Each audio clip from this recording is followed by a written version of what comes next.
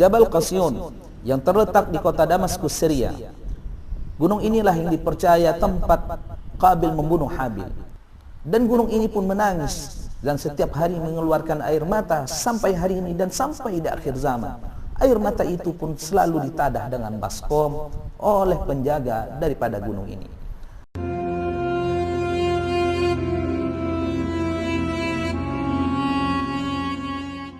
Bismillahirrahmanirrahim. Alhamdulillahi rabbil alamin, wassalatu wassalamu ala asyrafil anbiya wal mursalin, sayyidina wa maulana Muhammadin wa ala alihi wa ashabihi ajma'in. Saudara-saudari yang dirahmati Allah Subhanahu wa taala, kembali lagi dalam kisah Nabi Adam alaihissalam. Dalam sebuah hadis daripada Abi Hurairah radhiyallahu anhu, berkata Nabi Muhammad sallallahu alaihi wasallam, "Innallaha khalaqa Adam wa tuluhu 60 zira'an." Sesungguhnya Allah Subhanahu wa taala menciptakan Nabi Adam yang mana tingginya sampai 60 hasta, yang artinya ketinggian Nabi Adam dari 25 sampai 30 meter. Namun dengan berjalannya waktu, pergantiannya zaman, maka anak keturunan Adam pun semakin mengecil sampailah seperti kita pada saat ini. Namun ketika kita dibangkitkan dari hari kiamat, dimasukkan dalam surga dan neraka, maka tingginya manusia semuanya dikembalikan seperti asal, sama rata 60 hasta ataupun 25 sampai 30 meter. Maka janganlah heran jika ada penemuan fosil manusia purba dan juga dengan binatang-binatang purba yang sangat besar, sehingga kita berimajinasi dan berkhayal bahwasanya yang mendominasi dunia ini sebelum daripada Nabi Adam adalah dinosaurus. Mereka adalah binatang besar yang sangat buas-buas. Sampai saat ini fosil kerangka dinosaurus yang paling besar dan tinggi ditemukan adalah 15 sampai 20 meter.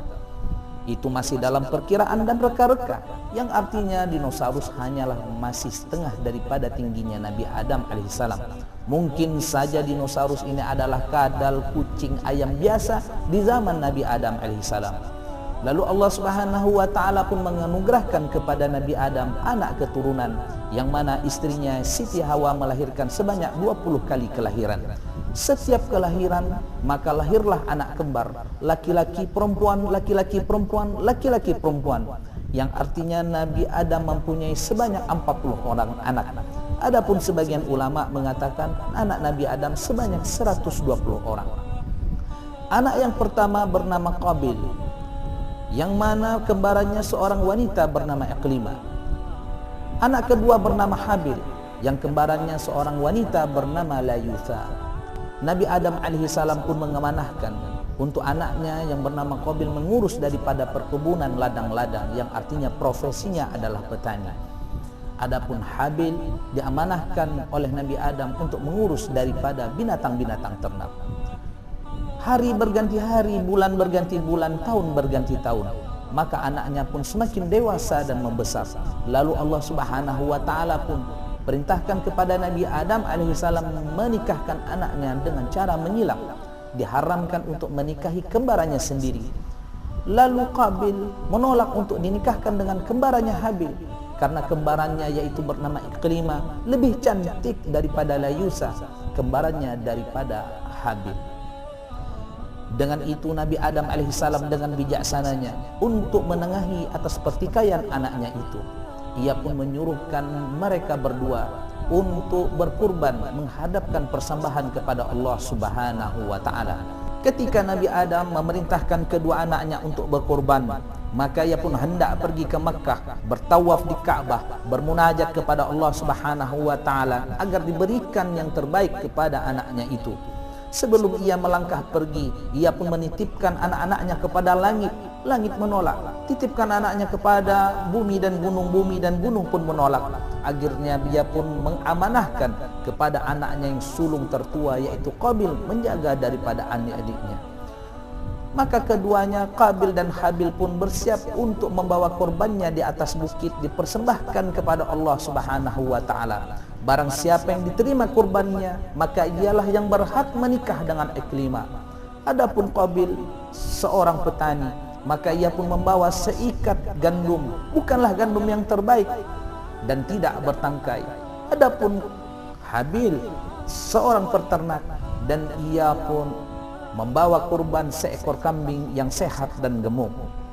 Tidak lama muncullah sinaran daripada langit yang bentuknya seperti awan, lalu ia pun menuju kepada kurbannya Habil, lalu dibawalah seekor kambing yang sehat dan gemuk itu ke langit.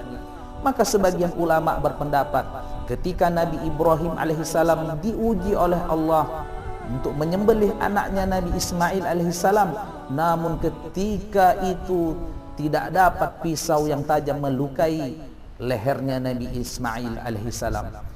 Lalu Allah pun memerintahkan kepada malaikat Jibril untuk membawa seekor kambing dari langit diganti sebagai ganti Nabi Ismail alaihissalam. Kambing itulah kambing yang kurbannya Habil yang dibawa ke langit. Melihat itu Qabil pun tambah marah dan ia pun berkata, aku tidak akan membiarkan engkau untuk menikahi saudariku Iklimah, dan aku akan membunuhmu sehingga kau tak dapat menikah.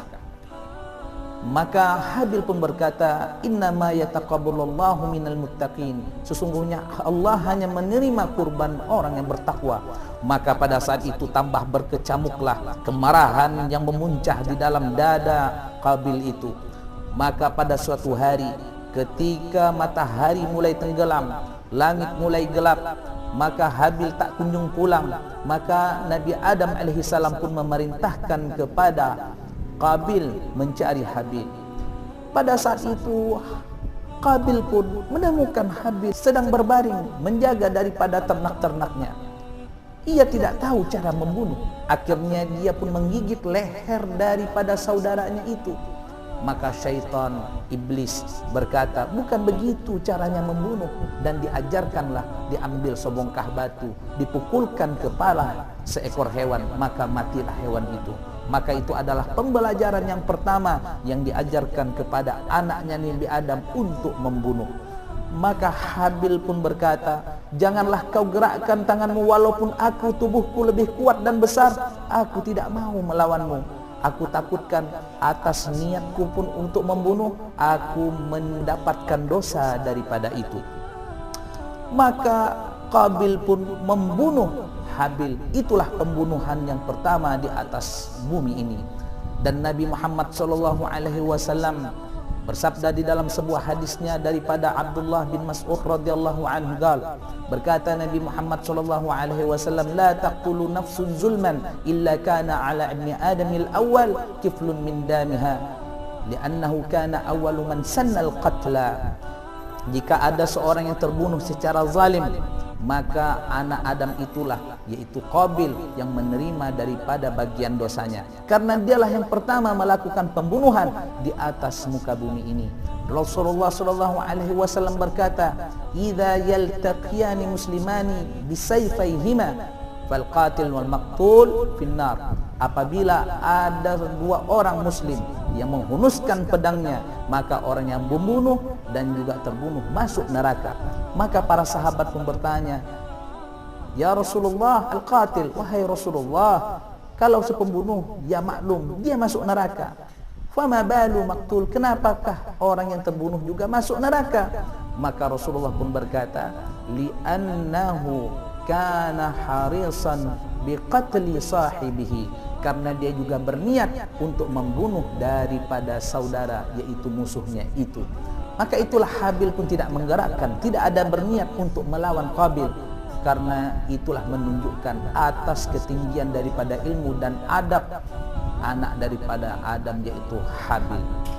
Jabal Qasyun yang terletak di kota Damaskus, Syria. Gunung inilah yang dipercaya tempat Qabil membunuh Habil. Di atas gunung ini terdapat sebuah gua yang bernama Gardam, gua darah yang mengalir darahnya Habil. Ketika terjadi pembunuhan yang pertama di bumi, maka gunung ini pun menangis menjerit. Dan apabila kita memasuki gua ini, seperti rongga mulut yang menganga lengkap dengan lidahnya. Ketika terjadi pembunuhan itu, maka gunung ini pun marah kepada Qabil dan ingin menimpanya. Apabila lah terjadi yang menimpa Qabil, maka ratalah gunung ini dan tidak akan ada di bumi Damaskus ini. Namun malaikat Jibril pun menahannya, sehingga telapak tangan malaikat Jibril pun masih abadi di dalam gua ini, yang mana bentuknya seperti tulisan Allah Azza wa Jalla. Dan gunung ini pun menangis dan setiap hari mengeluarkan air mata sampai hari ini dan sampai di akhir zaman. Air mata itu pun selalu ditadah dengan baskom oleh penjaga daripada gunung ini. Di dalam kitab Tarikh Damisk yang ditulis oleh Al-Alim Al-Hafiz Ibnu Asakir, diceritakan orang saleh Ahmad bin Katsir, ia bermimpi bertemu Rasulullah SAW dan juga dengan Sayyidina Abu Bakar, Sayyidina Umar dan juga Habil putra Nabi Adam alaihissalam. Lalu ia pun bertanya akan kebenaran darah mengalir itu adalah darah Habil. Maka Habil pun bersumpah itu adalah darahnya. Dan ia pun bermunajat kepada Allah agar menjadikan tempat ini tempat mustajabnya berdoa. Maka Allah Subhanahu wa taala pun mengabulkannya dan dibenarkan oleh baginda Nabi Muhammad sallallahu alaihi wasallam. Dan Sayyidina Abu Bakar, Sayyidina Umar pun selalu berziarah di situ setiap di hari Kamis. Namun ini hanyalah mimpi, boleh percaya ataupun boleh tidak. Tetapi di dalam hadis Nabi Muhammad sallallahu alaihi wasallam, "Man ra'ani fil manami faqad ra'ani fa inna syaitan la yatamatsalu bi." Barang siapa yang melihatku di dalam mimpi, berarti dia itu benar melihat aku, karena syaitan tidak bisa menyerupai aku. Di dalam sebuah hadis yang lain dari Abu Hurairah radhiyallahu anhu, berkata Nabi Muhammad sallallahu alaihi wasallam, "Ru'yal mu'min juz'un 46 juz'an minan nubuwah." Mimpinya seorang mukmin adalah salah satu bagian dari 46 bagian dari kenabian.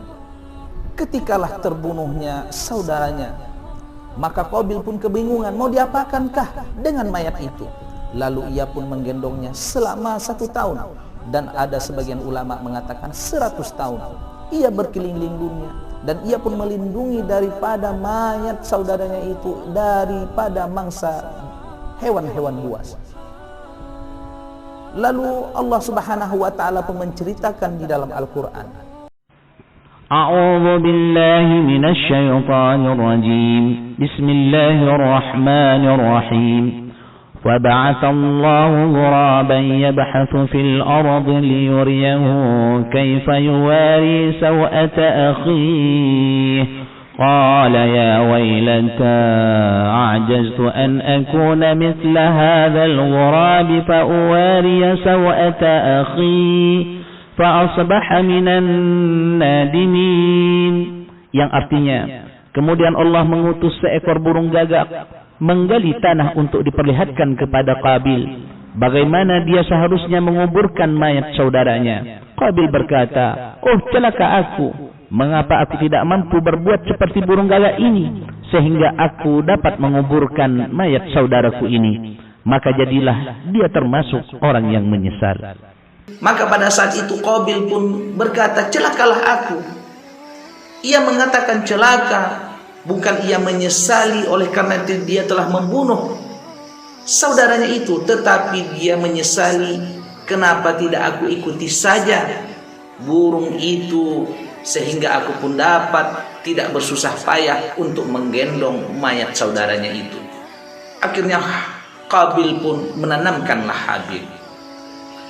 Lalu Qabil tidak berani untuk pulang ke rumah bertemu dengan bapaknya Nabi Adam alaihissalam. Lalu ia pun mengasingkan diri ke tempat yang rendah. Adapun Nabi Adam alaihissalam berserta anak keturunannya tinggal di atas gunung. Di dalam sebuah hadis, Sayyidina Utsman bin Affan berkata, "Aku bersumpah telah mendengar Rasulullah SAW berkata, suatu hari akan datang suatu fitnah, yang mana orang duduk lebih baik daripada orang berdiri. Orang berdiri lebih baik daripada orang berjalan. Orang berjalan lebih baik daripada orang berlari." Maka Sa'id bertanya kepada Nabi Muhammad SAW, "Ya Rasulullah, jikalah ada seseorang masuk ke dalam rumahku dan ingin membunuhku." Maka Rasulullah pun berkata, "Jadilah engkau menjadi putra Adam yang terbaik." Maka hadis ini pun dipegang oleh Utsman bin Affan ketika ia menggantikan Khalifah Umar bin Khattab. Maka saat itu terjadilah pemberontakan besar-besaran, muncul orang-orang Khawarij. Lalu Utsman bin Affan pun terbunuh di dalam rumahnya, terbunuh seperti Habil putra Adam yang terbaik. Lalu ketika mendengar kabar kematian Habil, anak kesayangan Nabi Adam, maka Siti Hawa pun menangis, menjerit, meratap. Dan akhirnya ratapan itu pun terjadi sampai anak keturunan Nabi Adam, khususnya adalah wanita. Nabi Adam bersedih sampai 40 tahun. Sampai Allah pun menyapa Nabi Adam, sampai kapan engkau ingin bersedih? Dan Allah pun memberikan sebagai gantinya Nabi Sid alaihi salam, yang dipilih juga sebagai nabi yang menerima 60 suhuf, 60 wahyu daripada Allah Subhanahu wa taala untuk menggantikan, meneruskan perjuangan Nabi Adam alaihi salam. Dan ketika mendapatkan anak Sid, ketika itu umur Nabi Adam sudah 130 tahun. Adapun menurut Abdullah bin Abbas radhiyallahu anhuma, Nabi Adam ketika mendapatkan anak Sid, umurnya sudah 930 tahun. Mudah-mudahanlah kisah ini bermanfaat dan kita akan berjumpa lagi dengan kisah nabi-nabi dan rasul yang berikutnya. Semoga bermanfaat. Assalamualaikum warahmatullahi wabarakatuh.